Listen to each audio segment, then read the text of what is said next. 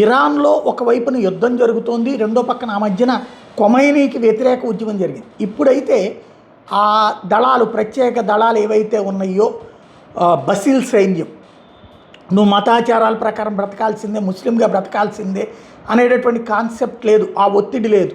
వాళ్ళంతా ముందు ఇప్పుడు అమెరికా సంగతి చూసుకుంటున్నారు, అమెరికాతో గొడవలు చూసుకుంటున్నారు, ఐఆర్జీసీ కూడా.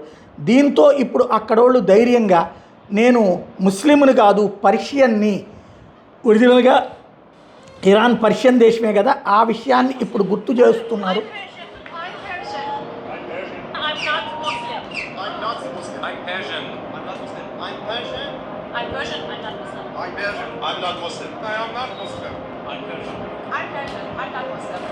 అది క్రమంగా అందరూ తెర ముందుకు వచ్చి చెప్తున్నారు, మేము పర్షియన్స్ని తప్పించి ముస్లిమ్స్ కాదు అన్నట్టు. బలవంతంగా మతం రుద్దినంత మాత్రాన లైఫ్ లాంగ్ అట్లా ఉంచడం కష్టం అన్నటువంటి విషయం ఇప్పుడు అర్థమవుతోంది.